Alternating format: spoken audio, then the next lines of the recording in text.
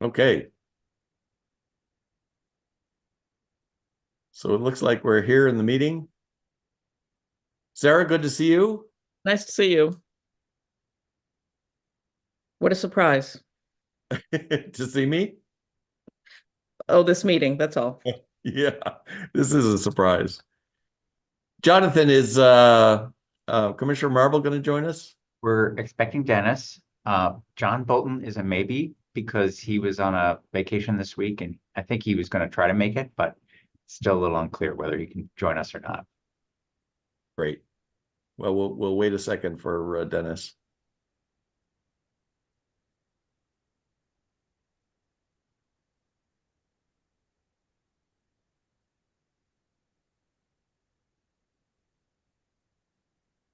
Mr. McGrath, good to have you here. Hey, how's everyone doing? And is Ms. Griffin here? Yes, she is. Terrific. Yes, I am. Apologies. I'm using new technology here, so I'm not proficient with it. Julie Obi is our masteress of technology. She does an amazing job putting together these meetings.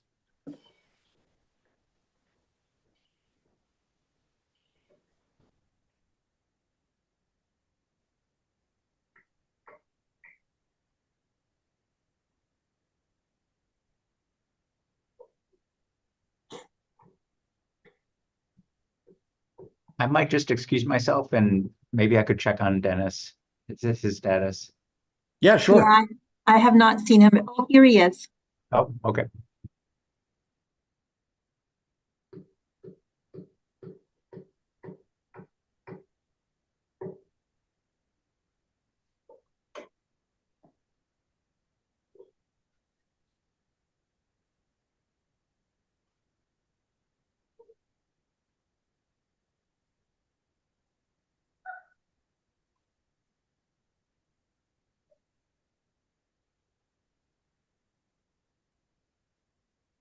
Commissioner Marble, have you joined us?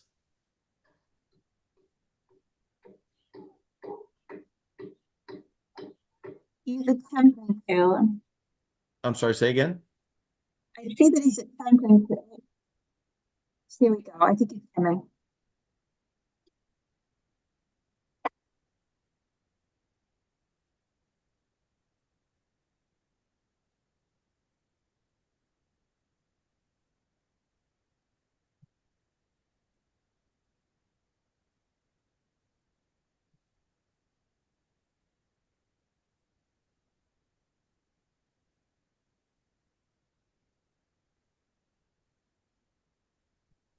Commissioner Marble, welcome.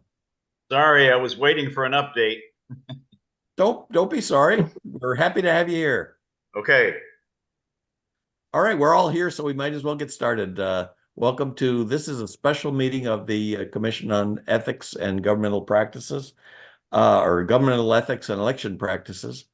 We're here to to deal with a complaint that's been made that requires a prompt meeting of the commission. And we have Mr. McGrath and Ms. Griffin here as the parties. We have 4 commissioners. Commissioner Newman is not going to be able to join us today. And Jonathan Wayne and Martha Currier are also here. So our normal procedure is to ask Jonathan to give us a little background, and then we'll hear from the parties. Great, thank you. So in 2023, Maine's campaign finance law was changed so that groups that have received more than $5,000 in contributions or have made more than $5,000 in expenditures to influence a ballot question at the municipal level in towns and cities with a population of less than 15,000. They are required to register with us and file campaign finance reports, just somewhat similar to the ballot questions in the larger communities in Maine. And there's some other requirements in campaign finance law that we believe also apply to these local municipal referenda too. So Boothbay and Boothbay Harbor are going to hold referendums on April 24th regarding whether to borrow money to fund a school renovation and school construction. And about a week ago, our commission received a complaint from Ms. Griffin. She noted that there's been advertising online and in the local newspaper, the Boothbay Register, that promoted a yes vote in favor of the referendum, and that there also are yard signs in town that also are supportive of the referendum. The ads in the newspaper have a disclaimer in them, and it's a little hard to tell in the materials that we sent you, but I believe they say paid for by Citizens for a Bright Future for the Boothbay region. But that name is not on, no one is registered with us under that name. So that was the gist of the complaint is, who is this group? Why aren't they registered if they're spending this much money? And Ms. Griffin in her complaint provided an estimate of how much she thinks may have been spent on the effort. So Martha Courier did some preliminary investigating and identified a local business person in Boothbay area who may be involved in the spending. And I believe Mr. McGrath is a representative of him or that group. Really the two compliance issues we see in this as staff is, was anyone required to register with us and file reports?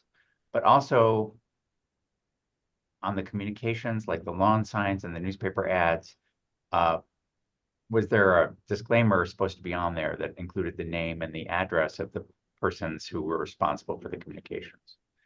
So all in all, staff is inclined to recommend an investigation, which we'd be happy to do if that's your preference, and then we'd report back to you in the future. But we leave it to your discretion whether that's the right direction for the commission. And the Boothbay and Boothbay Harbor are both towns of less than 15,000. That's correct. Great. Any questions from commissioners of Mr. Wayne? No. Okay, great. Ms. Griffin, you're the complainant. Would you like to address us? I don't have any prepared That's okay. speech. I think the director summarized my letter quite clearly, and it was as a non-politician and non-attorney, it just appeared to many of us in town that this group had spent a lot of money, not only on newspaper, old-fashioned traditional newspaper paper ads, but online ads and signage outside on the street, and I don't know, possibly even videos. I'm not really sure about that. Okay, great. Thank you. Do any commissioners have questions for Ms. Griffin? No. Terrific. Mr. McGrath, would you like to introduce yourself and tell us who you're here representing? Sure. My name is Toby McGrath.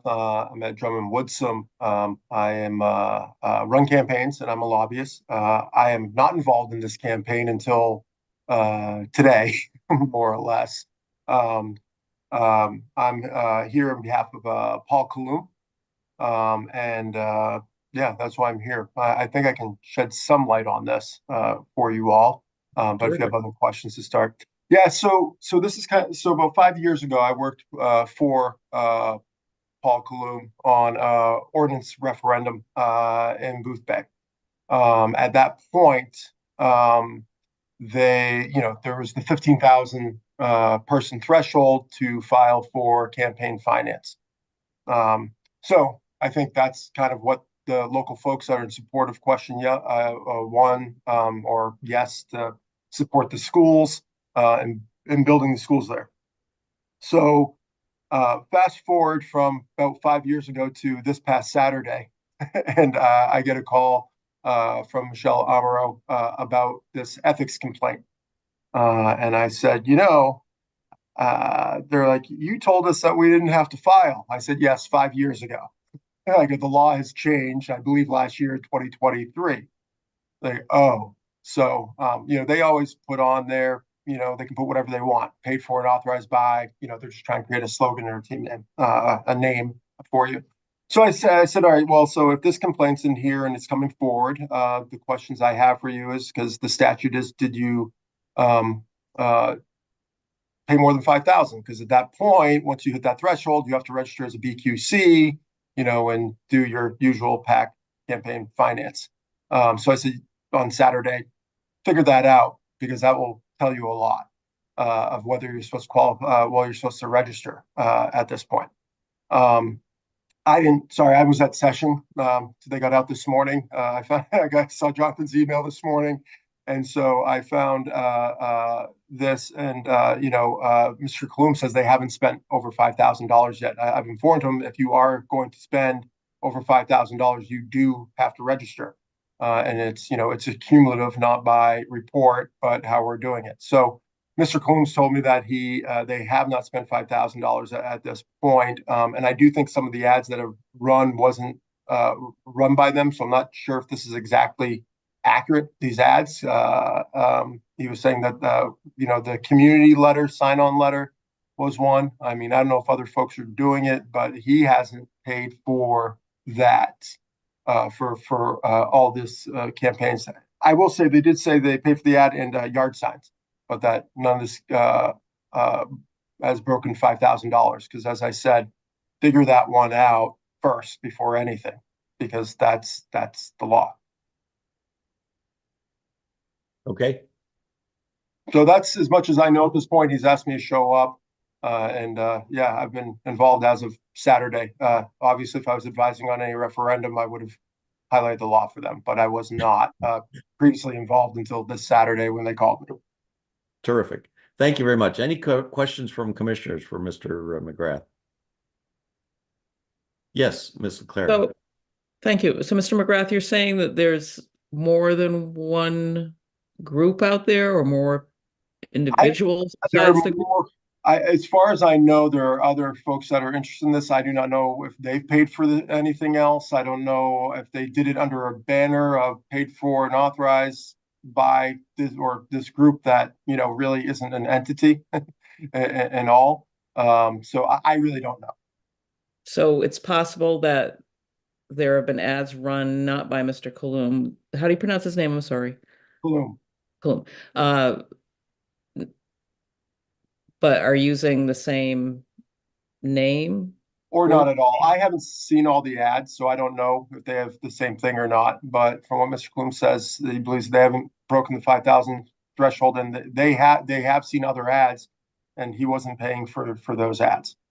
And when he says they haven't broken the $5,000 threshold, does he have a specific figure at this point that he shared with you as to how much they have spent?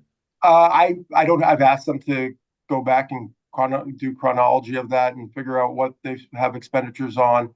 From what I'm told, it is 100 yard signs and a ad. An ad in a news. Oh, go ahead. But I was going to say, it looks to me like a couple of the ads have no attribution at all. So, and I think that's a different person or entity. I don't know. I mean, at this point, right? It's a person. It's right. There's no entity, right? Right. I'm sorry. I didn't mean to interrupt, Commissioner Leclerc. No, I'm fine. I think that's a good place to interrupt. Thank you. Any other question? Yes, Commissioner Marble. Can I direct a question back to Jonathan Wayne? You may. Jonathan, just to confirm, the $5,000 limit, which is obviously in question at the moment, is that per initiative or per community? It's spending per initiative. Okay. And it's your opinion right now, consistent with the email correspondence, that we don't have enough information yet on actual expenses. Right. I think we hear what Mr. McGrath is saying, but we think it would be good to check it out anyway and find out how many folks are spending money, what's the total per party, and then we can make a judgment on whether anyone has not disclosed what they need to disclose. Thank you. Commissioner Hastings, did you have a? One question for Mr. McGrath is, Mr. Kalum, is he connected with a group known as Citizens for a Bright Future for the Boothbay region? Is that? Yes, that's my understanding. Yeah. But so for instance, the ones that don't have it paid for and authorized on those and the samples that you have, he was not involved in those. But they do, Toby. Do Yeah, they? they do. All of them? Yep. Yes, So- the ones that are in the packet do, and I can provide you with better copies. These are what I think what you received was a scanned copy, but I can get you the color copies that Miss Griffin provided us. They do have the paid for by this particular group on there. Oh, okay. It didn't look to me like there was anything, so it's a bad Yeah. copy. Yeah, they both of the printed pieces from the newspaper do have those attributions, as does the letter to the community. Okay, Yeah. great. Thank you. Can I just confirm that? I mean, I think that is the one thing that the Boothbay Register newspaper actually does very well. They usually ask people who are submitting ads to make sure they include that. And the paper versions did that. And actually the yard signs had it also, except that it was black ink on like royal blue. So it was really hard to see. You had to go up and stand 5 inches in front of the sign to read it, but that's a minor detail. Okay. Well, that's not necessarily a minor detail, but thank you. Well, I know from Mr. Bloom's standpoint, he hasn't paid for all these advertisements. And so if someone's putting these on or how it's come up, I don't know. Like I said, I've just gotten in there, but in my conversations.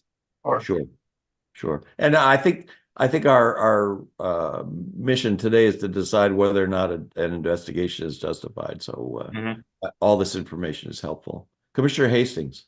Well, might there be other people involved with Citizens for a Bright Future for the Boothbay region who are paying for some of these ads? I would assume so. Yeah, I mean, I'm just making an assumption. Like I said, if Mr. Kalum hasn't paid for everything, then there must be some other folks or entity that are well, paying for then things. maybe the group itself maybe has paid over 5,000. I'm a little unclear. I mean, he's connected with that group. There must be other people involved in that group that may have paid for some of these ads separately, but the group is the one that should be registering, shouldn't it be? Not just whether or not he out of his own pocket happened to have paid 5,000. If the group has paid 5,000, then it should be registered, shouldn't it? I think that's likely. I think that's why why I anyway am likely to vote yes to conduct an investigation. I'm just thinking, I mean, you haven't identified, we don't know who the group consists of other than we know that you've indicated he's involved, but if they together as a group, they're the ones that the group should be registering. Right. And Mr. McGrath, you're here representing Mr. Coulomb, not the group, right? Correct. Yes. Right. Okay. Can I ask a question by any chance? You may. So, this is just the last couple hours because I've been digging into this. Is the request to just look at this one entity or also the other one spending money, for instance, like Miss Griffin's Taxpayers for Common Sense, or the other one that has digital ads that is, we have a Taxpayers for Common Sense ads running. We also have Citizens for Common Sense as well. I imagine the commission would want to have a fuller scope of expenditures from everyone, whether yes side or no side. I think it's likely that we would authorize an investigation into the spending by groups in this referendum election. I don't know that we would be specific about which group to investigate. I think we'd leave a wider avenue for the commission to investigate. Are there any other questions from commissioners? Questions or comments? Okay, I would move then that we authorize the staff to conduct an investigation of this complaint. Is there a second? Second. Is there discussion amongst the commissioners? Hearing none, I'll move to a vote. We should do a roll call vote because we're all in different places. Commissioner Leclerc, Yes. Commissioner Hastings, Yes. Commissioner Marble, Yes. and I'll also vote yes. So it's unanimous 4-0 that we authorize the staff to conduct such an investigation. Are there any other issues or questions that we need to take care of? Mr. Wayne? I just wanted to confirm, so it's within the staff's discretion whether there's sufficient evidence to include certain groups in the investigation or not. Is that correct? Correct. We authorize you to investigate the complaint. So I think that's broad enough to investigate perhaps other groups that may be spending money. Thank you. Terrific. All right. Well, is there a motion that will free us all to do other things? I move we adjourn. Is there a Second. That motion is not debatable, so we'll move straight to a vote. Commissioner Leclerc, Yes. Commissioner Hastings, Yes. Commissioner Marble, Yes. and I'll also vote yes. Thank you very much, everybody, for taking time out of your day. And Ms. Griffin and Mr. McGrath, thank you for joining us to give us some more information. Yeah, thank you very much. I appreciate it. Thank you. You bet. Bye all. Bye-bye. Thank you.